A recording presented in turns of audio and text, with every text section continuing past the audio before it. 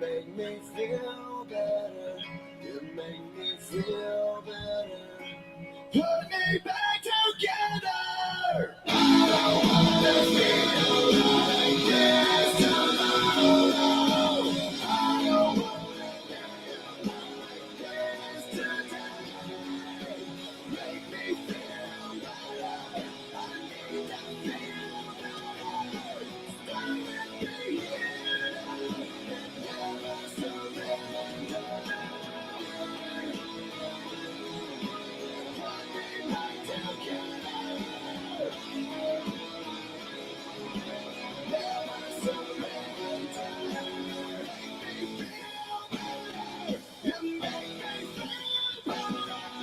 Stay with me here and never surrender.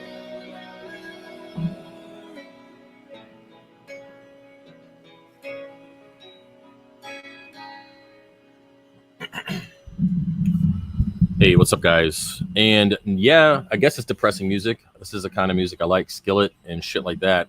What do you want me to listen to? What, fucking lamb chops or something? Does that make you feel better? Anyway, let's go ahead and move on. It's going to be one of those live streams. Probably going to do a little over an hour. Don't really know how long exactly. Let me get into the chat here. For those of you who are just getting in, hit the thumbs up button because instant gratification is all that I need from you guys. Or you can go to the website and buy some of this beginner coral I'm trying to get rid of. Buy one, get one free. Don't go now because you're just going to mess up my stream and make it look like there's not enough viewers. So go after the stream. All right. And this video that's playing in the background is the 300 before I ended up cutting it up into a million little pieces. And why am I using the same background video? Well, I don't have enough time to make another one. So it's either this one or me cutting up the tank, and I'll probably do something this week or later. We'll see. But anyway, so you can probably hear the printers. They are going balls to the wall, trying to get these orders done. Let me know if you can hear them. I'll be quiet.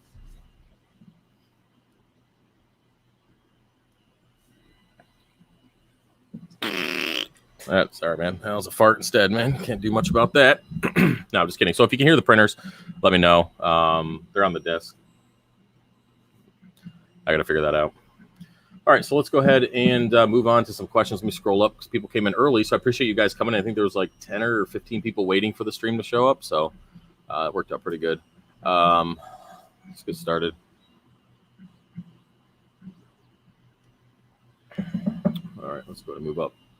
So if you guys are new to all this, this is where, if you remember, your questions will get answered first. I have two chats up, one that shows the member icon, and then I have the program that allows me to see kind of what questions are coming in, who they are, and I can see which people are members, if that makes any sense. You kind of got to be on my end to understand what I'm talking about. But if you remember, your questions will get answered first, and I try to answer everybody's. I really do, and try to keep up. So I'm going to scroll up to where we started. Kim asks, oops, it's going to be midnight in the UK. Is there any chance that you can go live slightly earlier in the future? Unfortunately, this is 7 p.m. for me, and this is probably the earliest I can get this done. I could go later. That's about it. But I can't go any earlier than this just because the kids got to go to bed and everything. Got to get everything set up for that. So unfortunately, this is the earliest I can go. Sorry about that. All right. Next question. Travis, I haven't heard anything about it in a while, almost like it dropped off the face of the planet. Did you have something going on? I think it was called Reef Round Call. Yes, we had Reef Round Call a year ago. We had it up and running. We did pretty well. But things got busy. I wasn't able to keep up with it. And the other person that was working with me, we both weren't able to keep up with it. So we ended up taking it down altogether. And so Reef Round Call is no longer available. You need to have staff and people that are able to answer questions 24 hours a day. Thing is, we got a lot of people that were overseas and definitely on a different time zone than we were. And we were getting questions at like 3 in the morning. We just couldn't answer. So it was difficult to get back to people when you don't have staffing up that late. So yeah, we took it down just because it was something we couldn't keep up with. And if we can't provide good service, there's no reason to keep it going. So I'm only going to say moving down this time. Let me get my check. Let me get my little tally out here. So I said once. I'm not going to do it anymore. All right, so let's go and see what questions we have. Okay. I have a couple of old 55-gallon barrels on 2 Number 2 recycling symbol. I used a pressure washer on them, but they look good stained. Not terribly bad, but still stained. Do you think this would be good to use for storage water? I gotta look up what the number 2 label is. I know there's a certain one that you can use. If they're stained or they're old, I wouldn't even risk it. I would go get white food grade barrels and then use those, just because you know that it's going to be good right off the bat. You don't have to deal with any issues or any chances of it leaching, because RODI water will pull molecules out of everything that it touches. That's just because it doesn't have any, and you don't want to run into any issues with that. So I would pass on it if it was me. You guys, I don't know how long you've been here, Stephen, but I had the blue barrels before, a blue barrel and some white barrel storage that were used in a previous application that weren't new, and I was getting TDS leach into those. So yeah, just a heads up on that. You guys are talking about butchering meat. I don't know where the heck this came from. I try not to keep up with what you guys are saying because I'm just going to get lost. You can get a good look at a T-bone by sticking your head up the bull's ass, but I'd rather take the butcher's word. That's Farley, isn't it? Who the hell was it? Chris Farley who did that quote. I'm pretty sure. I forgot what movie that was. Oh, crap. I forgot, but that's a good quote. I won't lie. I wanted to say moving down like 4 times already. I'm trying to catch myself. If I start going off on something, I'm probably going to mess up. Okay, here we go. Missy, I'm about to get my 40-gallon main display going soon, and I think I'm thinking about auto dosing. Got all of Travis's corals and Duncan's. How should I do this? Well, when it comes to auto dosing, what do you mean dosing calcium alkalinity, nitrates, phosphates, that kind of auto dosing? I'd say if the tank is brand new and you don't have a lot of coral that are pulling out a ton of calcium alkalinity, you don't need to be auto dosing anything. I would stick with 20% biweekly water changes. And then once your water changes biweekly are no longer able to keep up with your alkalinity demand, then switch to weekly if you're able to on your schedule. And then once your weekly water changes can't keep your alkalinity stable, then consider auto dosing calcium alkalinity. But I would not do it before then, because you're probably going to overdose your tank a lot quicker than you will underdose it. So just keep that in mind. Here we go.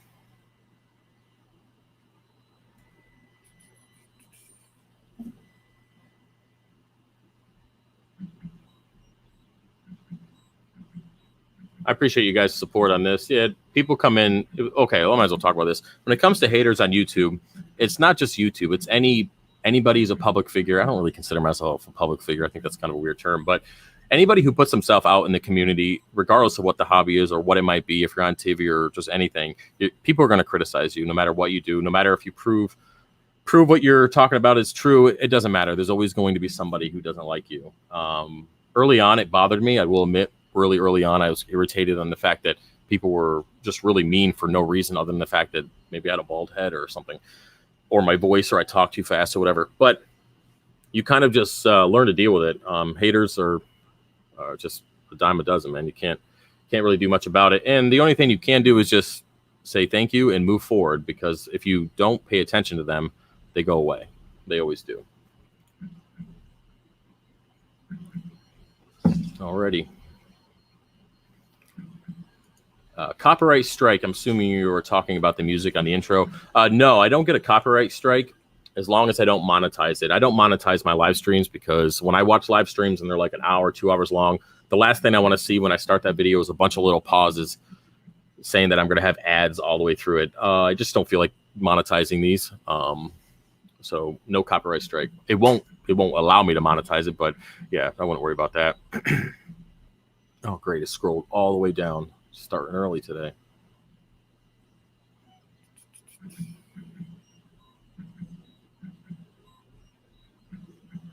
Okay. Trace, I'm cycling my tank right now, and I use pure ammonia. I'm going to say ammonia. I'm guessing that's what you mean by that. Chloride from Dr. Tim's ammonia spike, and then drop to 0. What nitrates are at now my nitrates are at 5 ppm and won't drop. Any idea? So if you dose the ammonia, and so that, okay, I see what you're saying there. Yeah, that pure, okay. I've never used that product before, but I'm assuming it's just a quick quick start your cycle there. So if you got a spike in ammonia and then it dropped to 0, and now you're only getting nitrates, that means the tank is cycled. I don't know how long. You didn't say how long it took. I'm trying to look through here. You didn't say how long it took to do that. But the tank, if you just have nitrates and no nitrites or ammonia, then your tank is cycled. So what you can do is, if you're at 5 ppm, you should do a water change. I wouldn't introduce anything else. I wouldn't do biopellets or carbon dose or anything since the tank is so new. But I would definitely do a water change to get those nutrients down. But then again, 5 ppm really isn't that high. We recommend between 3 to 5 ppm for SPS. So if you're at 5, it's not really a big deal. But again, if you want to do a little water change, 20%, just to bring that down, you'd be good to go. Let's go and see here.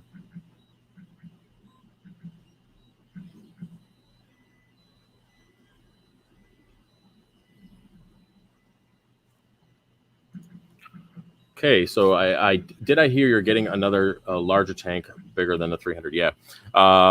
When I relocate in 2 years, we're going to be getting a house here. Then the last one, and we're going to be upgrading the system. We're going to be putting a 1000 in the basement. We're going to put the 300 on the first floor in the dining room or the living room, and then it's all going to be plumbed together, plus having multiple 8-foot frag tanks attached, all one system, kind of like what I have now, just a bigger version. So. Yep. I learned a lot with the 300 so far. You guys know that I've only been in the hobby for about 5.5 years, so I'm still learning just like you guys are. And I've learned a lot about what corals I'm going to put where and things I like and what I'm not going to do and fish I'm not going to put in the tank. I will tell you, in the big 1000, there will be nothing but tangs, like surgeonfish, like the powder blue, the sailfin, stuff like that. There won't be any flamingos. There won't be any hippo tangs, nothing that is capable of really getting to 2 feet anytime soon, because the issue that I'm having right now is with my flamingo tang, which you can see in the video here at the bottom left. She is destroying the 300 every single day. I just wake up like, I wonder what's broken today. So I don't really know what to do at this point other than the fact than to just keep her happy and keep trimming the tank up. The downside to trimming the 300 is that it's never going to grow to its full potential. It's never going to be a fully packed reef tank. I mean, you guys think it's full now, but I see empty spots that I would like to grow in. And I have to keep it trimmed up every day because that tang is running out of space to swim, and she's hurting herself. She's got these huge gouges out of her forehead. She's just, I don't really know what to do. I can't catch her. There's not a chance I'm going to get her. But even if I did, where am I going to put her right now? I do plan on donating her to the aquarium when the time comes. Right now, she's too small for that. And I'd hate to bring her to a local fish store and have some joker come in with a 125 going, oh, I want this huge fish. And then the idiot sells it to him. So, yeah, so I'm a little bummed about that. But we are upgrading and big changes coming hopefully soon. Well, 2 years soon. So we'll see how that goes.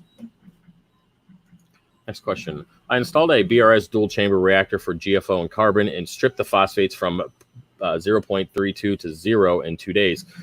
Is this going to cause problems? Any suggestions? Yes. If you go from 0.32 to 0 in a couple days, that's a huge problem. I don't know what you have in your tank. If you have SPS, you're probably already seeing signs of it. What you're probably going to notice is polyp retraction won't be as very good, and you'll probably get some STN depending on how significant it is. But that's a huge drop. I usually tell people if you're going to use GFO, use 1/3 the recommended amount. Before I used to use the recommended amount, and then I tried half of the recommended amount, and I still started stripping the tank because the stuff is pretty potent. And especially with you using a dual chamber reactor, you're forcing the water through that media, and that's going to cause it to work more efficiently. It's not just like you're throwing it in a bag and throwing it in the sump. You're actually forcing it through the media. And yeah, so I would have used a lot less. And for those of you who are considering using GFO, just use 1/3 the amount and go from there and test every day. And what I usually do is I usually tell people if your nitrates or phosphates are that high, better yet, and you're trying to get down to say 0.07, put a little bit in there. I'm about to burp. Put a little bit in there, and then just test your phosphates every day. And then once you get to that point where you're at, you can remove the GFO, or you can just remove some of it from the chamber and keep a little bit in there to keep it stable. But the thing with nutrients is they fluctuate so much depending on what you're feeding, how many fish you have. What are you adding? What are you removing from the tank? It changes every day. That's why I auto-dose nitrates and phosphates, because at least I'm being consistent in one way or another. Does it fix all the problems? No, but it does help a little bit with keeping the tank elevated. All right, so let's see what we got here. Okay, it says Hextex didn't come up when I tried to find you on Aquatic Logger. I'm doing something wrong. Just look up Fish of Hex. I don't go by Hextex. Hextex is a different situation. So use Fish of Hex on Aquatic Logger. You should be able to find it.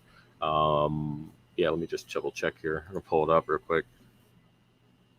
It says, yeah, Fish of Hex. Just search that. You'll be able to find the aquarium profile. I gotta turn that music off.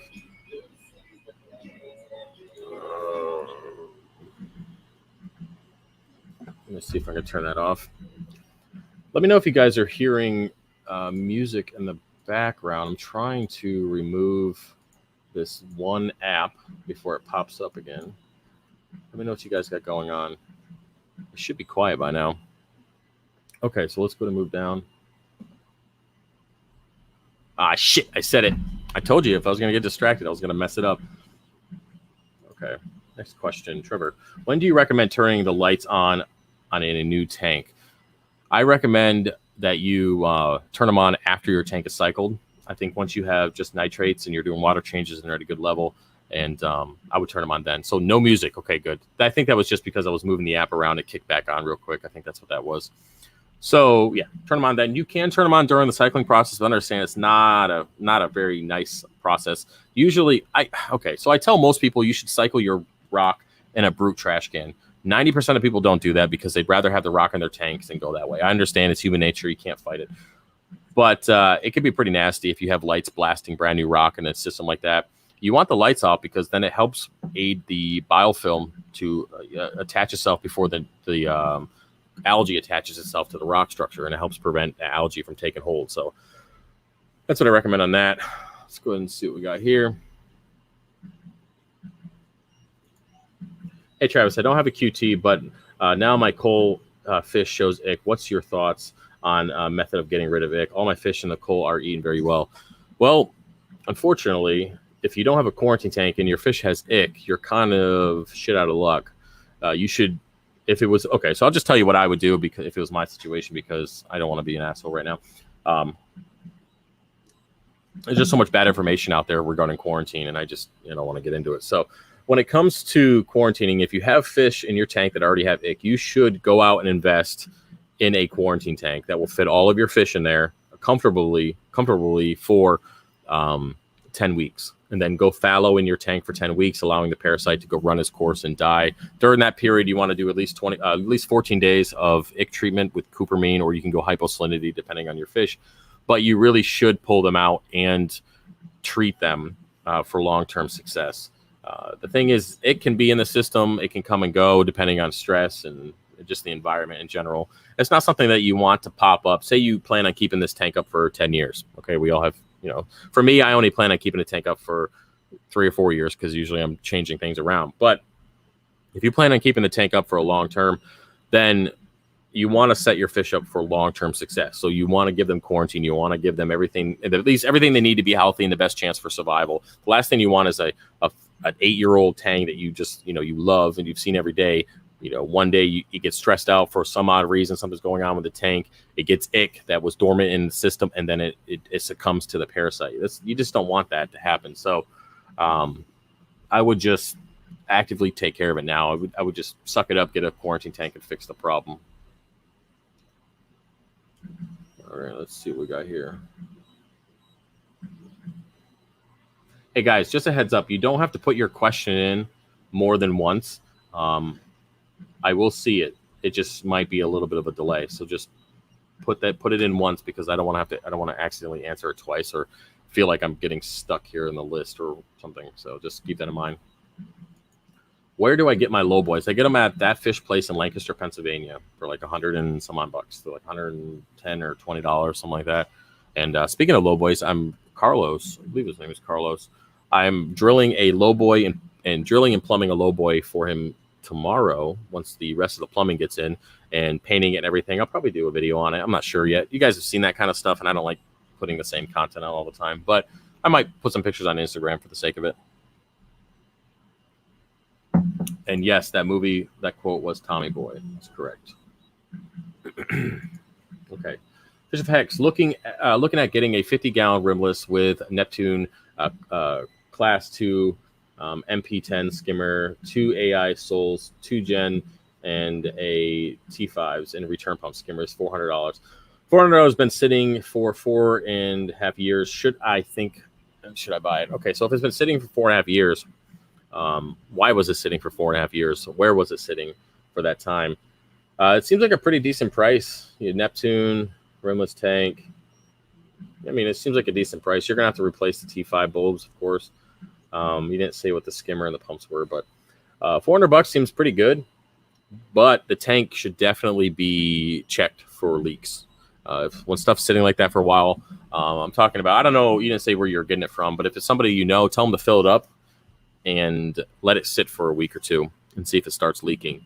I wouldn't just anything used, you're playing a risk with everything, no matter if you're not getting it brand new, even brand new. Unfortunately, sometimes you play a risk, but I would definitely get that checked out.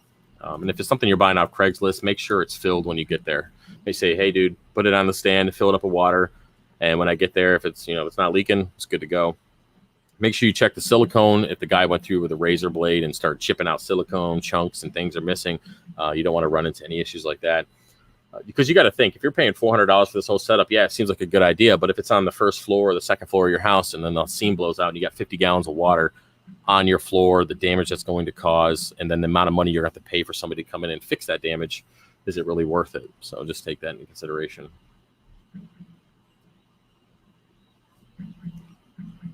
Scrolling down. Oh, change it up a little bit, guys. Let's see here, because y'all busting my balls in the comment section.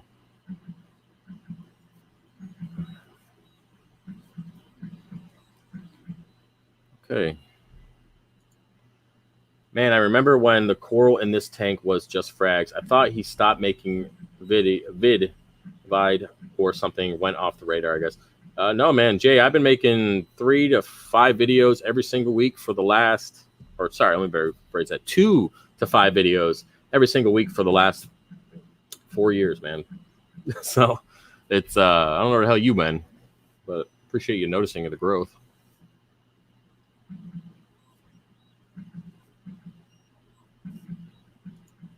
Travis, what's your thoughts on Marine Tropic Pro Reef Salt? I've never used it, but I've heard good things about it. That's probably the best opinion I can give you. I give every product a benefit of doubt until I can actually put it in front of me and use it and see what the results are. I would say it's kind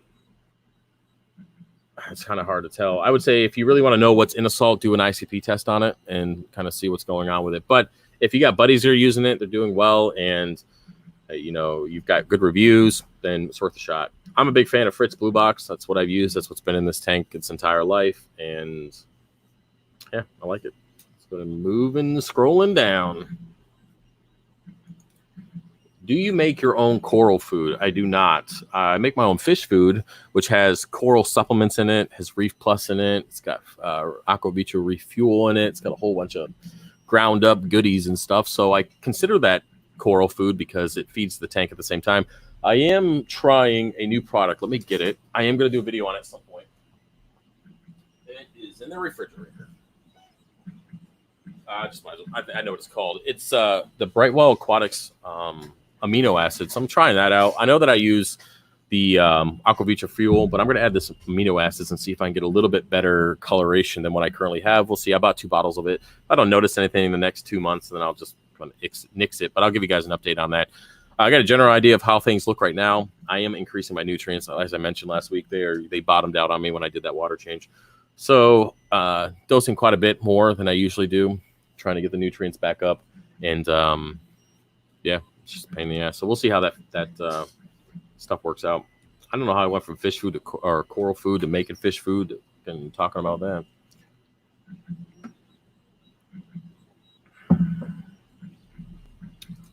All right, head lateral line erosion. How to combat this, please. All right, so this stuff is pretty much has to do with your water column, the stress in the tank. From what I've never dealt with it personally, but the research that I've done and things that I've seen. Again, I don't like giving too much advice on things that I haven't personally dealt with because I just don't think that's fair. But I will tell you that it has a lot to do with your water quality, nitrates, phosphates, fluctuations in temperatures, pH, stuff like that. The kind of things that stress out fish. And I would say go ahead and do a nice Google search, Susan, and you find a little bit more information. Again, I don't like to give too much advice for people that, I mean, on topics that I haven't personally dealt with. I don't think it's a good idea. I could pretend I know if that helps, but that's probably not good either. Let's go ahead and scrolling down. Somebody told me to make a shirt, a t-shirt called Going Down. That'd be kind of weird, though.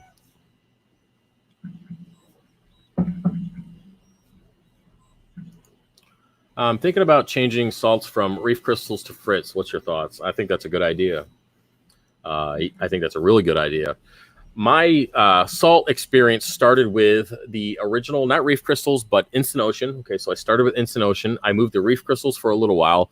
I started having issues with my magnesium. A couple times I did a water change, and then my magnesium went up to 2,000 parts per million, wiped out my snails. It doesn't technically kill them right away. It just they become lethargic. They can't stick to the glass, and then eventually they starve to death. And so after dealing with that twice, I moved over to HW Marine Mix. I did that for the last 6 months of the 125, and then Fritz kind of came about. I met them at Reefapalooza, and I heard good things about them, so I decided to try Fritz for the 300. Plus, I get a really good price on the salt, not only just wholesale in general on Fritz, and the connections that I have here in Pennsylvania. It's worth it for me to buy Fritz as well. So it's just two benefits for me. Price alone, if I had to pay regular for Fritz, I probably would still use them. I don't see any reason why I wouldn't. But it just worked out really well with a company that I worked with closely before they decided to leave the state, and it just was really nice hookup, honestly. So, but yeah, go with Fritz. There's no reason you shouldn't. If you have low alk and you don't want to dose, you can go with the red box. They have a higher alkalinity, but I believe blue box stays at around 9.5, something like that, 9.95, and it's plenty. So moving. Boom, boom, boom, boom, boom. Travis, all right. I was worried about the copyright. Thanks for the clarification. Yeah, at this point, I don't really take any chances with the channel. I have censored a couple things on videos. The swearing stuff too. I kind of, if it comes out, it comes out. I usually, I'm not like I'm going out of my way to do that, but I do get, I do see the analytics on videos like that is not as good. The retention time, it's just kind of the way it is. And of course, the thing about YouTube is if you don't swear within the first 30 seconds, they don't even care. If you don't say anything bad within the first 30 seconds, they kind of just let the video go without any issues. But I don't know. I just talk the way I talk, and if it comes out, it comes out. But it doesn't help the channel. I will say that. It doesn't help. So I got to take that in consideration and kind of see what I want to do. Since it is a business and I have to make a living, I kind of have to make decisions that I don't necessarily want to do. So let's see what else we got here. I just started a dose with your NO3. It goes quick. Also PO4. So far everything is going well. I have zero both. I was zero both. Okay, so actually I just reached out to my supplier of the NO3 today. I'm waiting for an email back. I actually increased. I was going to do a video on this. I might as well talk about it now. I actually increased the amount of salt that was going in my NO3 to make it a little bit more potent. But I'm starting to get precipitation in it because of the salt. And I've had a couple of you guys email me saying that that is the issue that you're having. Now, it still works. It happened here in the fish room. I strained it out with one of my phyto filters, and I continue to dose it to the reef tank without any issues. But it's just something that I've tried to make a little bit more potent. Now, right now, by far, the way it was before I made the change, it was already on par to being one of the better ones on the internet. I mean, it works. I just wanted to give you guys a little bit more bang for your buck. But unfortunately, it's causing issues with the solution. So I have to go back to the original mixture. That's kind of the word I'm looking for. So, yeah, you can buy it in bulk, Hunter. I do have gallon jugs of it it's cheaper. I think it's like $50 for a gallon. And if you were to buy that individual containers, you'd be paying like $90 for the same amount. So it's relatively cheaper to buy a gallon at a time. Plus, you can get the option with the pump. I bought a whole bunch of pumps for people, so you don't have to buy them off BRS. You can just get them sent with your gallon jug. So yeah, take that in consideration if you want. It is cheaper to go that route. I'm not trying to sell you everything. I'm just being honest. go ahead and see what we got here. Thanks for all the support and all the positive comments. I want to read the positive comments out loud, but I feel like an idiot doing it. I don't know why. I just feel like, I don't know. But I do appreciate them. I do see them for you guys, so you guys know. I do see them. I'm just not reading them out loud. Let's see what we got here. I got a sweet deal on the Aquatic Life T5 hybrid, but it came with the following bulbs: Coral Plus, Blue, Coral Plus, Purple Plus, Blue Plus, Aquatic Blue Special, or Aqua Blue Special. Should I rock it as is or run something different? Okay. Well, how old are the bulbs? If they're over a year old, you might want to consider trying something else. I know that they can live longer than that, but I just swap them out every year for the sake of just doing it. I know there's a whole video somewhere. Somebody, I think BRS did a video on it, that they last longer. But I figure if you're getting a new fixture, shit, you might as well get new bulbs. I personally run Blue Plus and actinic bulbs. Now, I do that because I have LEDs to go along with it. If I was just running the fixture as my main fixture, you didn't say if you're running it as your main system, as your main lighting source. But if you're running as your main lighting source, you want to keep the Coral Plus because that's going to give you the 10K. Purple Plus is cool. Blue Plus is good. Aqua Blue Special will give you a little bit more of a tint. So those bulbs will be fine if you're using it just as your main fixture. But if you have LEDs as your main source of light, then you might want to switch to Blue Plus and maybe some actinic bulbs. Actinic bulbs really do a nice thing for your tank. It really does help with growth. Yeah, what's your Aquatic Log info? Just search Fish of Hex. You guys should find me on there. I post, when I do my tests, I throw them up on there most of the time. 99% of the time, I'd say I do. But I will admit I do miss it sometimes. I don't use it for keeping track of water changes or anything like that. Now that I have only one system, it's pretty simple. Once per month, try to get in there. Right now, I'm kind of backing it off to once every other month because of my nutrients bottoming them out. I can't freaking talk to them. I'm trying to drink my tea. All right.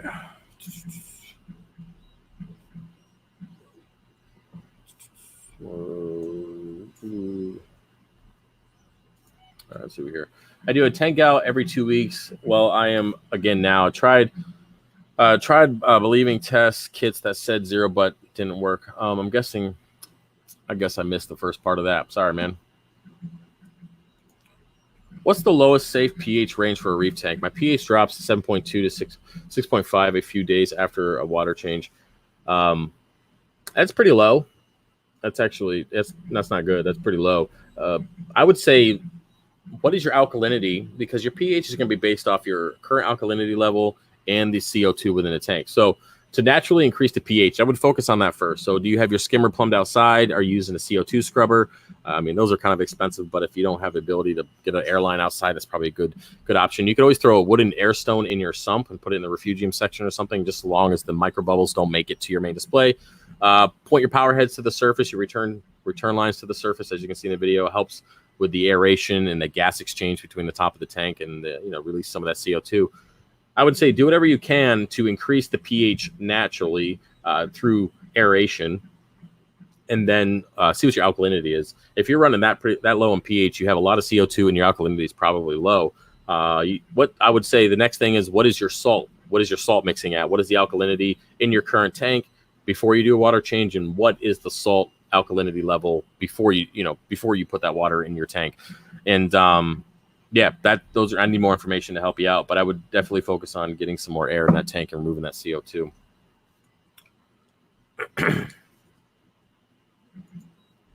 Hey, I started dosing nitrates according to Brightwell's instruction. Results and increased from 2 to 10 in 2 weeks. Ended up an algae bloom and a few SPS looking stressed or died. Too fast? Yeah, that's pretty fast. Then again, I mean, it depends on the tank. It depends on what it's used to. My tank fluctuates a lot because I got a lot of crap going on. One of the downsides of having so much with the tank going in and out with core orders, I mean, just keeping the alkalinity stable is a whole nother problem. Keeping the nutrients stable, fish killing each other and killing themselves off. And it's just fucking. But yeah, increasing from 2 to 10 in 2 weeks. I mean, that's not horrible. I mean, it really isn't. You say they look stressed or died. When you say look stressed, are they S-tanning out? Are they getting really dark? I need a little bit more information. But yeah, I mean, it is a little bit of a jump. It's not crazy. I think there might be some other factors involved. Was there any alkalinity swings? That's usually what is the main stressor for corals. Let's go ahead and see what we got here.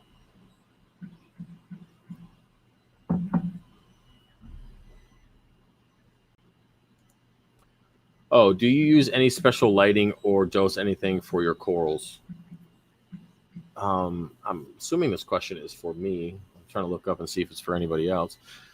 Do I use any special lighting? I have a difficult time answering this question. I'd say there's, yeah, okay. So she is linking the light setup, so you can see that. Okay.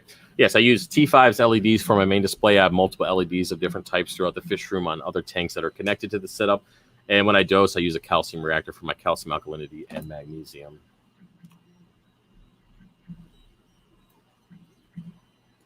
Next question. Would you expect dosing Microbacter 7 as the instructions recommend? Would you turn ammonia into nitrite within a couple days? Mine hasn't created any nitrates. I've never used it before, and as I mentioned previously, I don't like to give advice on products that I haven't used. I'm more of an all-natural kind of cycler. Big throw some fish food in, or a piece of shrimp, or just put in a brew trash can for a couple months. The process is pretty simple for processing nutrients and doing the whole cycling thing. Microbacter 4, Microbacter 7, I'm assuming that is providing both nitrite and nitrates, the bacteria that will process both of those, or process them into them, if that makes any sense. I'm kind of stumbling here. So I'm assuming it already provided the bacteria needed for the cycling, so you didn't see any of the ammonia because the bacteria was already in there to process it. That's what I'm guessing.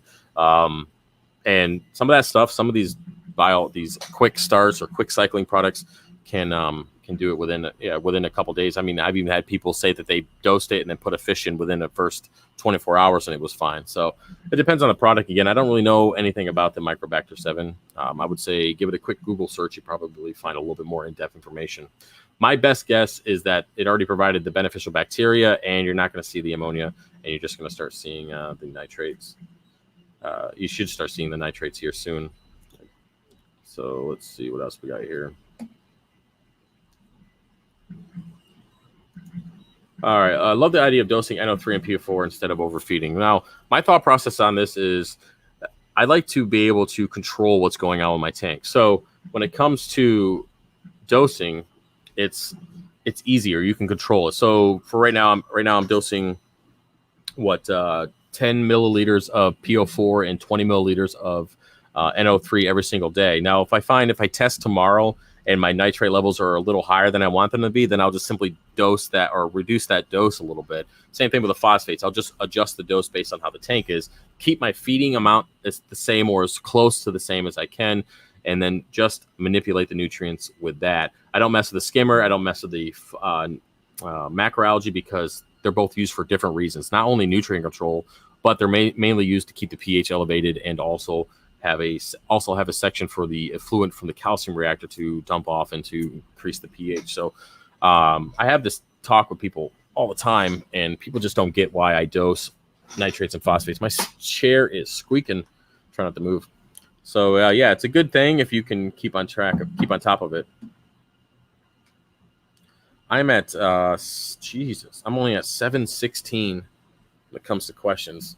We are not even close.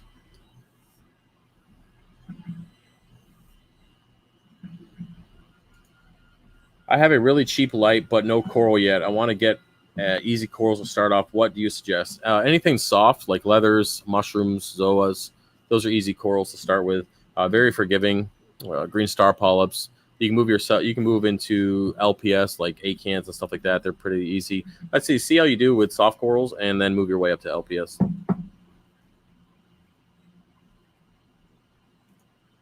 Travis, can you slowly acclimate hammers and frox spawn to your 300 par, or is that a terrible idea? I could. As you can see in my tank, I keep them at the bottom, so they're only getting like 300 par anyways, so which is totally normal for them. I would not put them at the top of the rock structure. They probably wouldn't do well. They'd probably turn white pretty quickly, regardless of the nutrient levels, and die off. I saw a picture of somebody on Facebook who purchased this ghost white hammer from the local fish store and was just so amazed how they'd never seen a ghost white hammer before, and it was just the greatest thing they've ever had. And then they come to realize that it was pretty much dead. All the zooxanthellae expelled from the coral, and it was pretty much dying because it got blasted with light and had low nutrients in the system. So, yeah, I would not put any more in here, but they're in the 300 now. I just keep them low. Let's see here. Let me get down here. Scrolled all the way down, guys. I got to go back up and find where I was.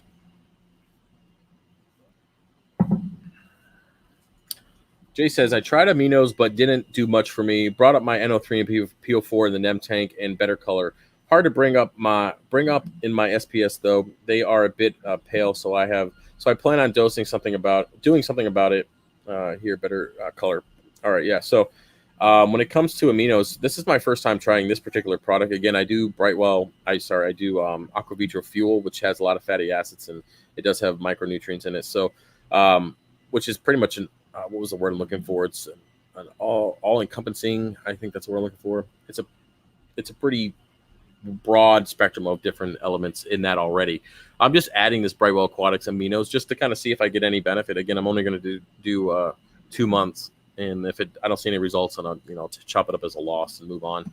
And yeah, so NO3 and P4, increasing your NO3 and your PO4 is the easiest and quickest way to get your coloration back in your corals. Aminos, you can add them all day into your blue in the face, but if the coral doesn't have the zooxanthellae to process those, because you got to think the amount of zooxanthellae on a coral, which dictates the color, is based on the nutrients. So if you have almost no nutrients and you're trying to feed these aminos and be uptake by the zooxanthellae that are just not there, it's not going to work out. So hopefully that makes sense.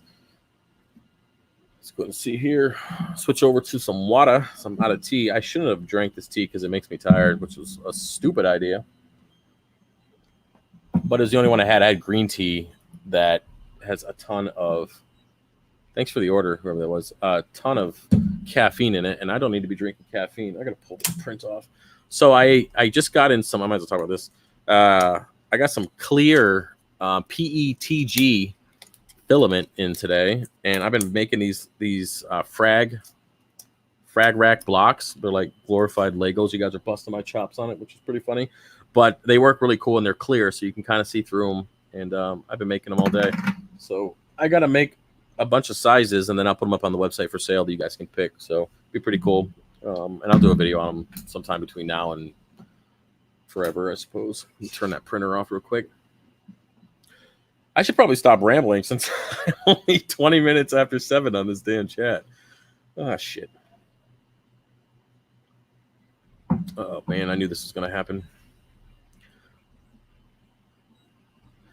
Let's see. I got to scroll back up to where I was. Okay. You should make a video in full detail of QT, coral, and fish for all the bad info out there. For everyone. Yeah, I have full videos on that stuff already, Missy. I have it. I have a whole playlist called or Quarantine Tank, I believe it is, something like that. And I have, man, I must have like 50 videos on quarantine already. So you gotta check those out. I have full in depth on that. I guess I could do more, but like I said earlier, I don't really like making the same content over. It kind of gets stale. I already have 2 reef tanks. I am wanting to start a new Nano reef for my office. Do you recommend cycling the new tank from the Bacteria in a bottle or seed the tank from the one of my established tanks? I think you should use a piece of rock or something from your established tank. Again, I'm not a big fan of miracles in a bottle. They just, I'm more, like I said, natural, all natural kind of guy when it comes to cycling. So I would definitely consider taking some rock out of that tank. Just needs to be a little bit. It doesn't have to be a ton, especially if it's a nano tank. You don't need a lot of rock. Let's see here.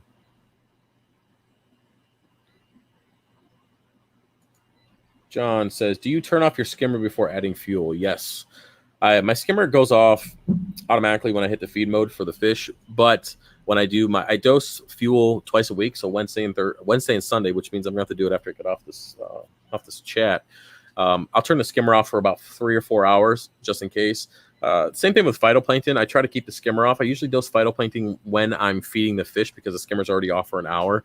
And I also dose that new amino during that time as well. So The skimmer can be weird. Every skimmer is different, but for this Niles Quantum 300, it can be a little bit of a pain and can definitely overflow and piss off the tank if it gets too bad. So yeah, you should probably your best bet to turn off the skimmer.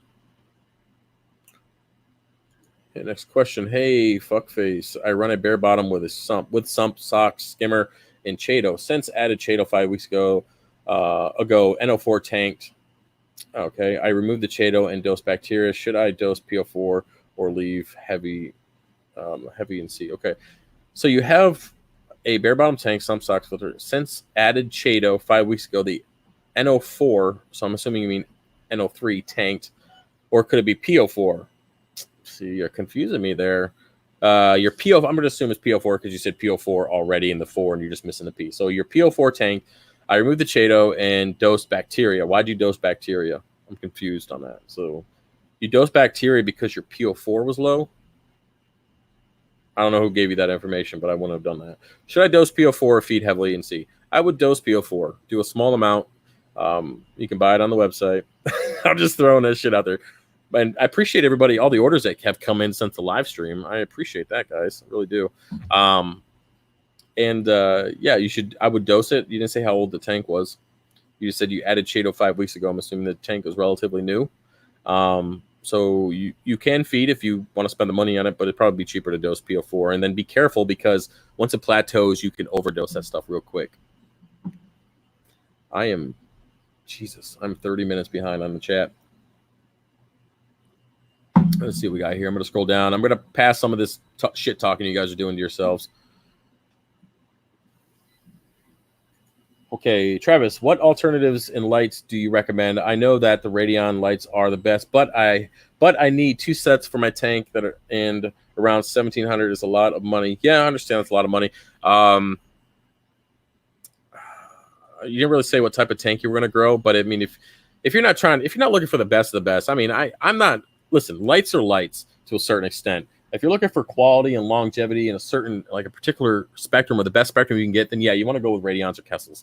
That's obvious. But if you're just looking for something that's going to grow coral relatively well, you're not trying to min max everything. You're just trying, like, for me, I'm trying to min max. I'm trying to get the best growth, the fastest growth, the most that I can out of these systems because I have to make a fucking living. So there we go. I swear again. Naturally just comes out. I told you guys. But if you're just trying to grow a tank and you want it to look good and you just want to do, just have a regular tank, then just get some shit boxes off eBay. Get some Chinese black boxes, SB Reef lights. Just, you don't have to spend a ton of money. And even go with T5s if you don't want LEDs. It doesn't matter. But yeah, you don't need to spend a ton of money to have a successful tank. Look at the 125. I grew that thing with Mars Aqua lights and shitty T5 fixtures that I picked up from Pecco. So the tank was fine. Oh, let's see what we got here.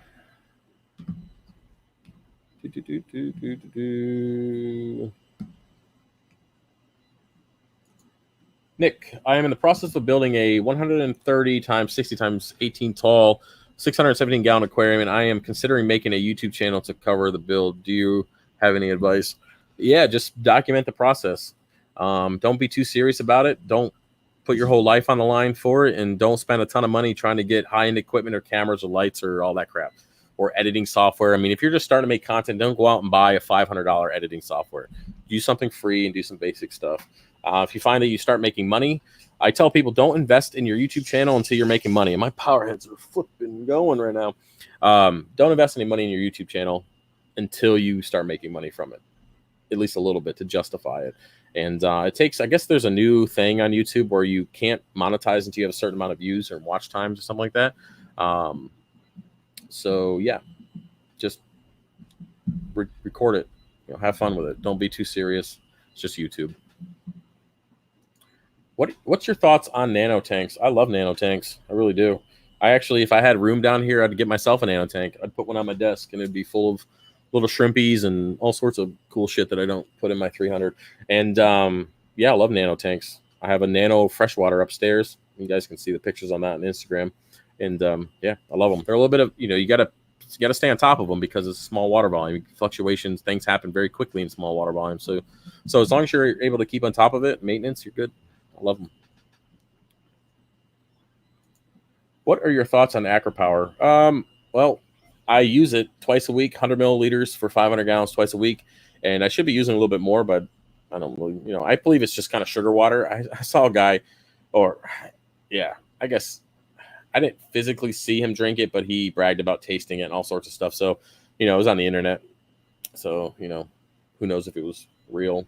It could have been, there's videos out there, people pretending to drink it. It could be water for all you know. So I've been told it's sugar water. It's okay. I get a good price on it, so I don't really care investing on a gallon jug. It seems to do well. Yeah. I do have a video out there from, I think, 2018, I believe, where I did a comparison growth with fuel and AquaPower, like 2 or 3 months worth of growth. You can see a pretty big difference in coloration and growth. So it's in the 300 gallon playlist.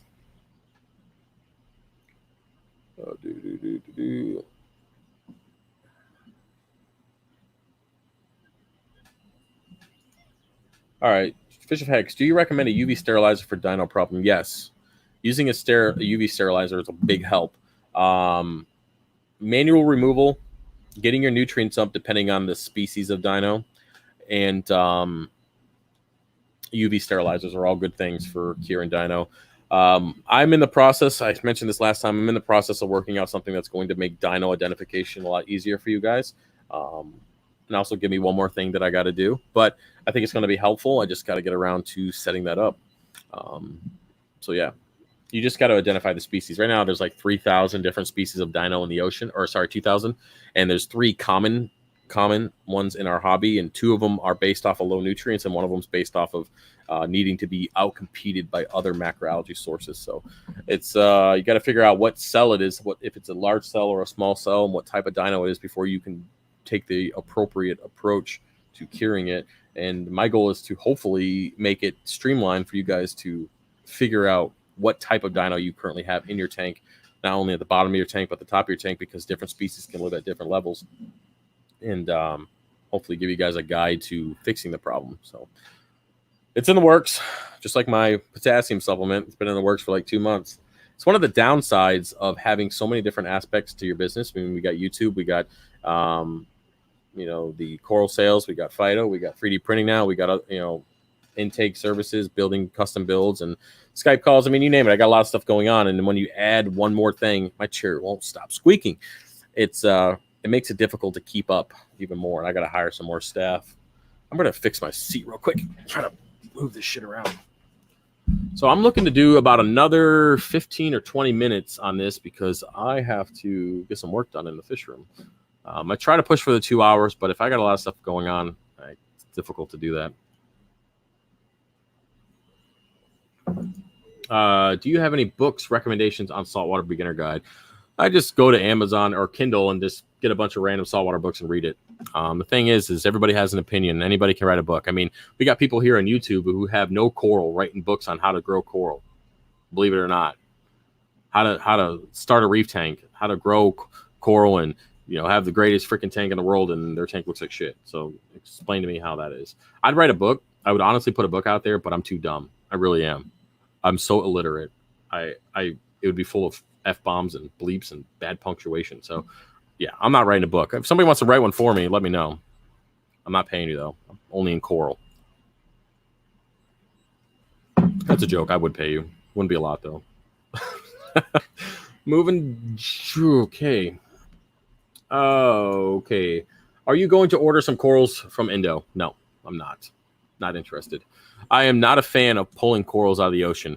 I feel that it's so easy to grow coral in captivity. Why the frig are we pulling it from the ocean? And I understand why. I mean, everybody wants to make a buck, but it's just a lot of people just buy this stuff in bulk from Indo.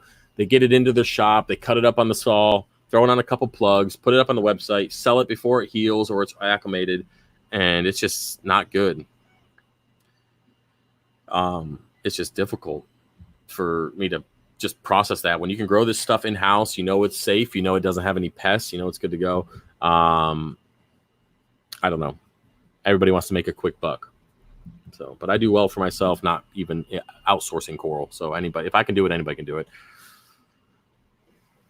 Hopefully anybody can do it. Let's see what we got here. Follow up. 80 gal total parameters, 78 degrees. Okay, nitrate.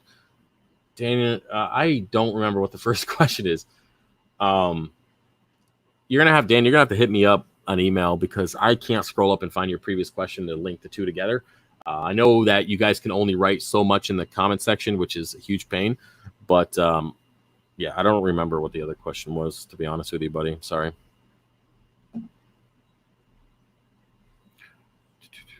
Now, I will say the coral that I am getting in will be either sourced locally or from a wholesale vendor that is reliable. Now, it's not like colonies of coral. It would be individual frags. I wouldn't buy any colonies. You'd just be like, hey, I want a frag of this particular coral. Okay, I'll bring it in. I'll throw it in my quarantine tank, and then I will quarantine it for 2 months. And then once it's pest free, I'll throw it in my grow out system. That's the extent of me importing coral. So that's the difference. I'm not buying colonies. I'm not chopping them up or not shopping them and putting them on the website. So it was cool in the beginning, but as I mentioned, I ran into so many issues with dealing with having pests, and I honestly hate sending coral out even with the slightest chance of having a pest, because I feel like, you know, a lot of people aren't quarantining coral. I know that 90% of you guys aren't quarantining coral, and the last thing I want to do is cause a problem for you because I missed an aptasia on a coral that I imported, or there's a red bug or a flatworm or something on a coral that I imported that just didn't show its face when I got it in.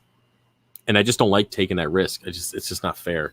And again, yes, this is a business. Yes, it's something that, you know, I provide a living, but there's a big difference for me than there is for other people. If I make enough money to pay all my bills and to feed myself, feed my kids, pay my, you know, my insurance and shit, I don't need anything else. I don't need to go out and buy a freaking Ferrari or have a mansion. I don't need that stuff. So if I can, you know, just sell what I have in house, expand that process, and make a living, then that's fine. I don't need to be selling $700 heads of fucking gold torch. I don't need to do that. It's not.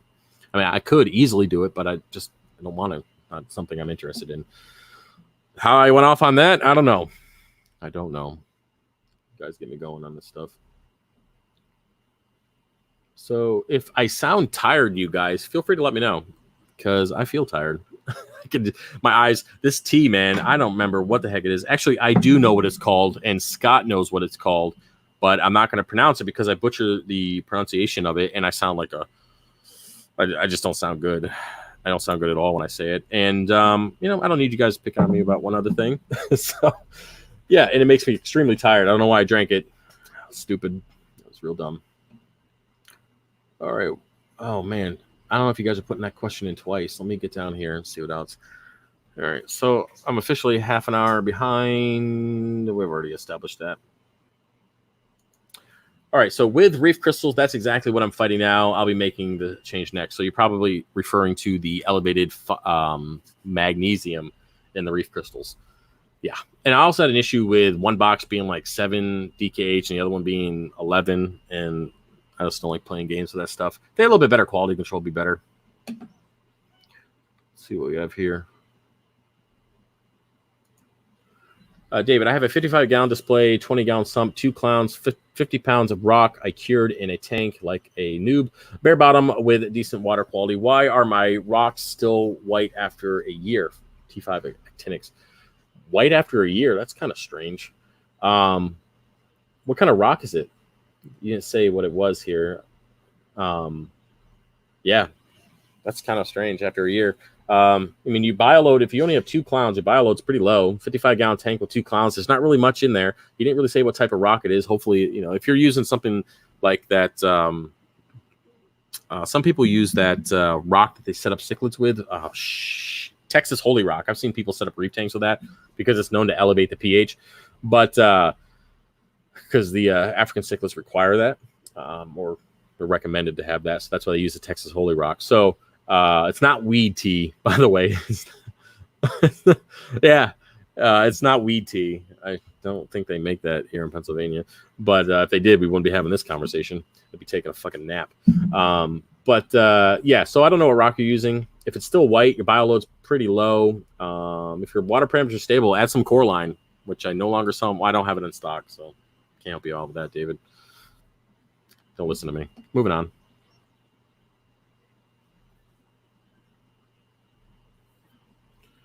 Let's see what we got here. I'm just passing up some of these questions that you guys are answering each other basically, so I can move on.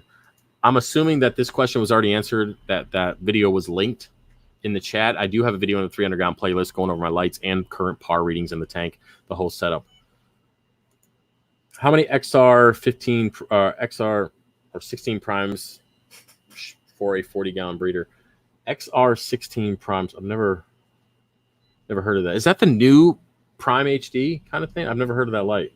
It might be a typo. Let me know, Missy, if that's the wrong term. I've never heard of XR 16 primes. Never heard of that. Sorry.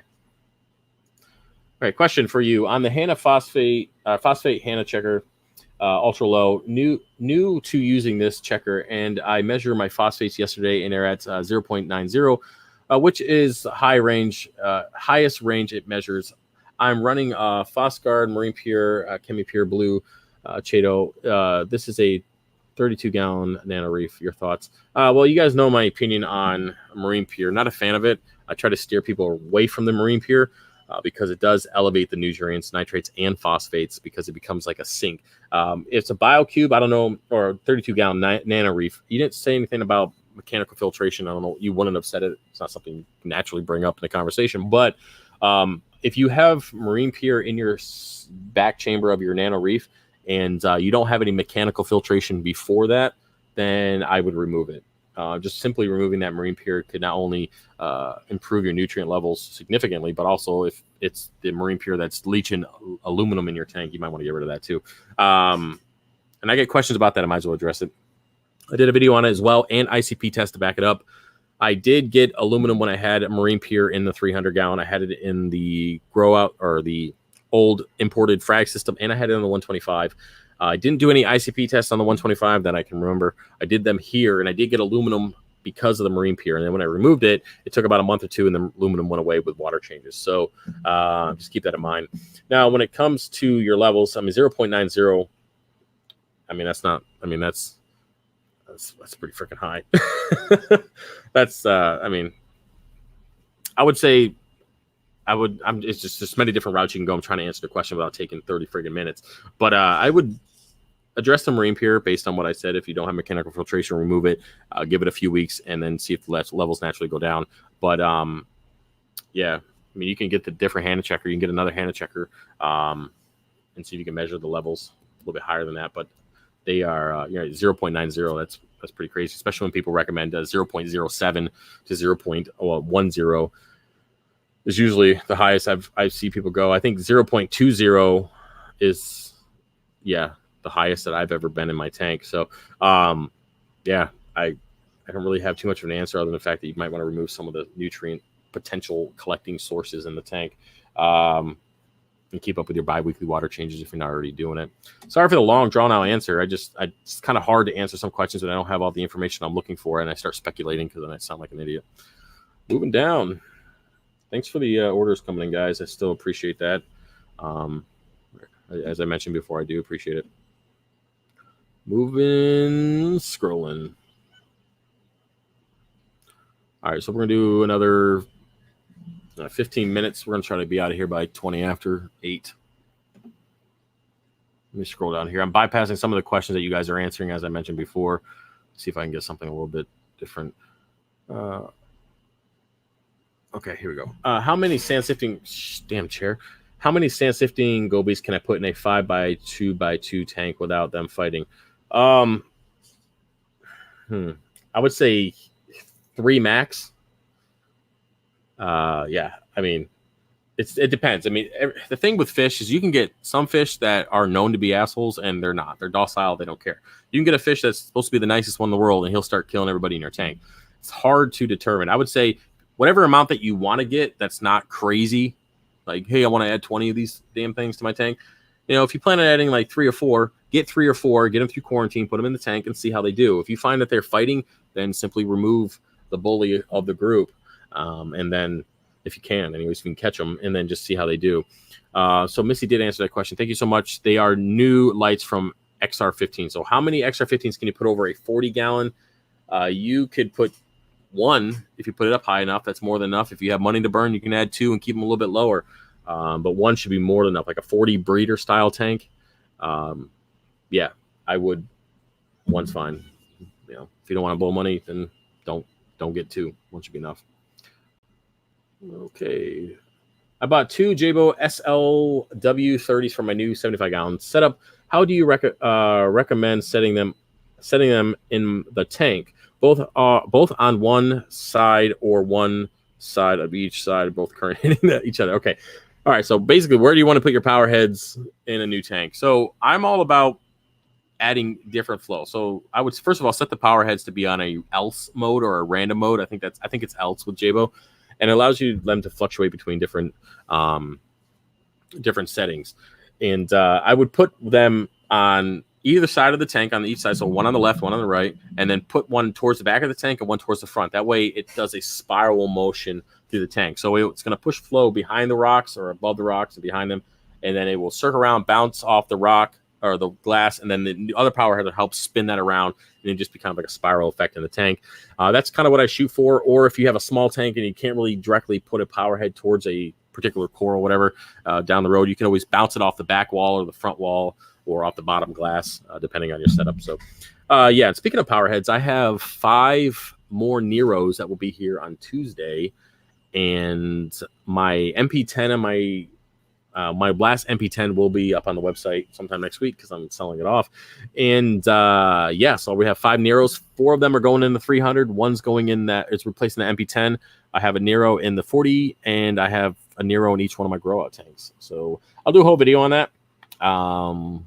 Yeah, I don't know if I'm gonna do an unboxing and setup. I might do that for the sake of adding all the power heads to the tank. We'll turn them all on at once. But yeah. See, I went from answering that question to talking about myself. Narcissistic bastard. Yeah, you'll have that. All right, let's see here. Hey, wait, you were really going to put 400 over 40? Seems a bit overkill. I guess it's just light above the tank. I don't know what you're talking about. You must be talking to somebody else, Jay. Jay, you talking to me or you talking to somebody else? Fucking up my chat, man. Hit the thumbs up button if you're just sitting here listening to me ramble, or you're in the chat. If you are looking over underneath the video and you don't have a thumbs up button hit, you should hit it right now. Right now. Okay. What's really funny about answering these questions is I will answer a question, and then finally 30 minutes later when I get to the comments that came in when I answered that question, oh, my alarm's going off. I gotta turn it off. 1 second. Let's see what that alarm is.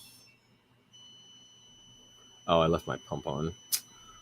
I suppose I will fix that real quick. Let me go turn it off.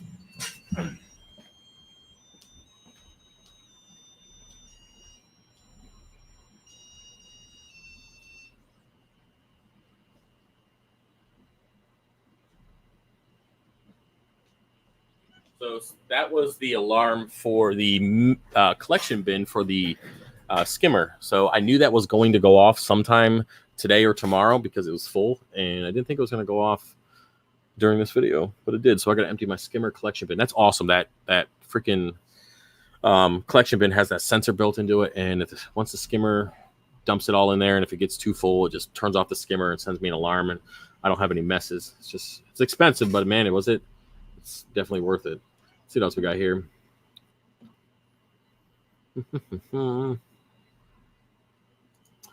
Hey Hex, in the past week, my elk has gone from 8.9 to 7.83, and the cow has shot up to 530. I use Red Sea 3-part. It's a pain in the ass because it's not equal dose parts. What should I do? Stop using it.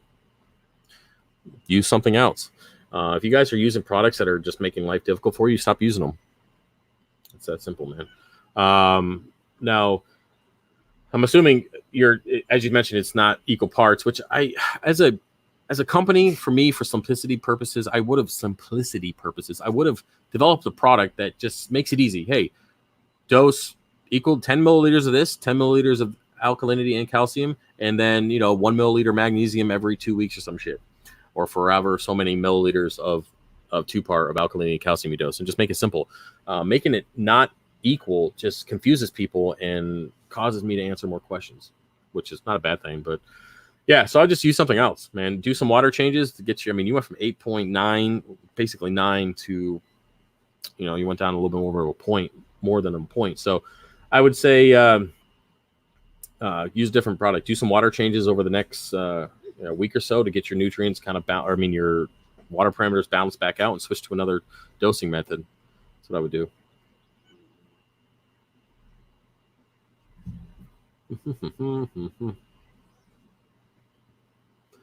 Appreciate you guys answering questions for me. I really do. Oh, shit, here we go. I went all the way down. Way down. Way down. Holy crap. Scrolling back up for like 10 minutes. Nope. And it's not. Okay, so it went all the way down, and then it went all the way down, and then it deleted the comments. I'm so far behind that this program literally won't let me go back up to where I left off. That's a first. Means I gotta talk faster. Let's speed this shit up. If you got a question that's more than 3 sentences long, I'm not answering it. No, I'm just kidding. Damn, that sucks. I didn't think that was gonna happen. Okay, where do I find the black PVC holders for the Radions at Lowe's? Black PVC holders. Okay, they're in the plumbing section where you would the PVC fittings, like the elbows and all that stuff. You're gonna look where they connect it to where they hang up everything. They're like hanging straps. You'll find them in there.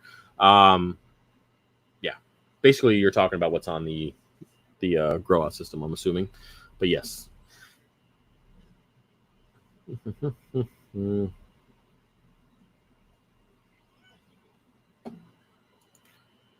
Fish of Hex. I'm cycling my first ever tank, and wanted to quarantine all fish. Is 1 week of cycling with bacteria in a bottle good enough to soak into a sponge for a quarantine tank?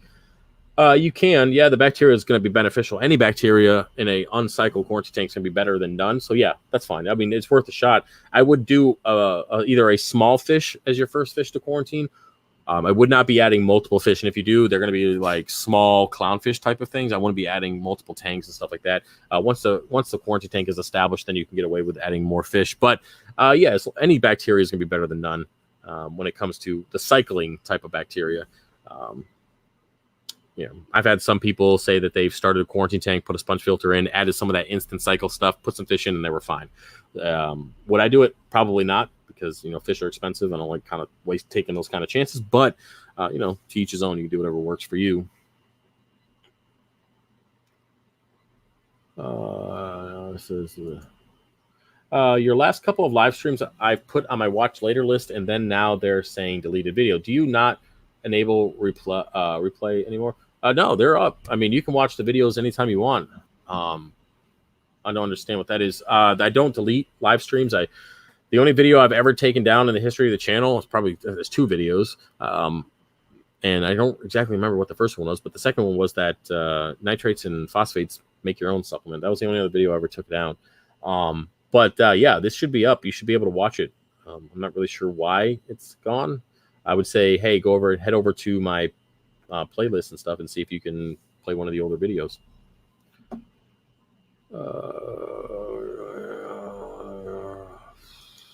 Okay, full disclosure, I have received the most direct information about quarantine from your videos. Maybe a consolidate video covering most of all aspects, if could be a good reference, 15-20 minutes.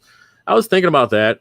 I do have a topics as such on the on my list of things to make, but I just gotta make it the story of my life. I gotta be able to sit down and make it. But I will consider trying to get that video out sooner. That's why I made the playlist. That's why I organize all the videos in playlists, so you're able to go through and pick and choose what ones spark your interest. You can watch and go from there. So I will work on making that video though.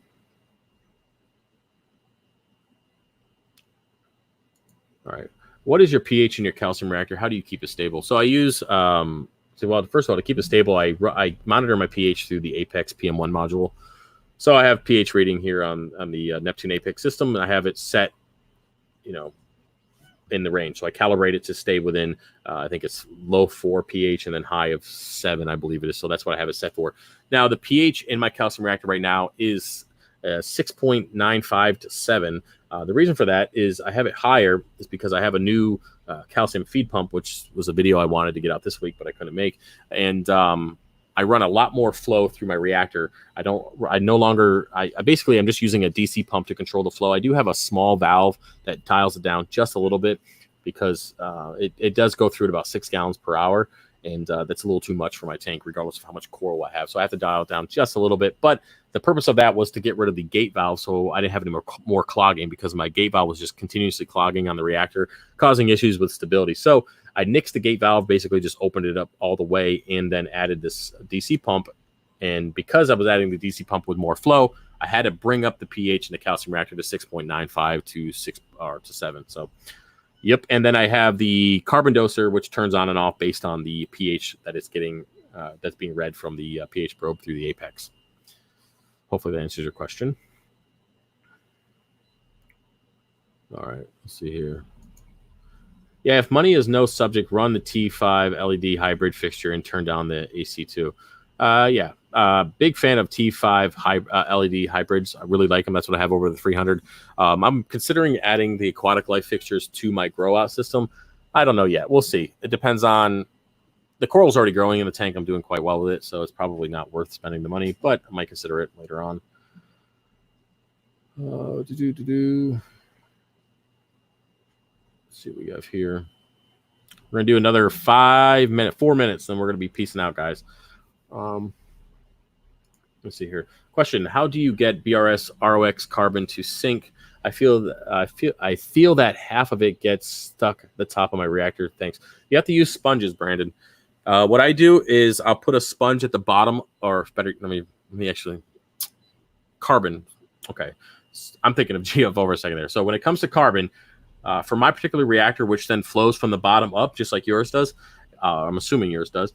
You're going to want to put a sponge about, I'd say, halfway down the reactor. You can put 2 sponges, pour the carbon in, and then put another sponge. So that means that the carbon is already at the top of the reactor. So you can put all the flow through it in the world, and it won't lift that secondary sponge up, that top sponge up, causing it to float to the top. So just kind of calculate. You can do this by, you'll learn to do it over time. Just calculate how much carbon you put in there and put the sponge just far enough down to fill up to the very top of the chamber. Add your second sponge, and then put your top on there, and you don't have to worry about it floating up and having that issue. I learned that a long time ago because I kept doing what you did and putting too much flow through the reactor, and then all the carbon flows to the top, and it basically becomes a mess at that point.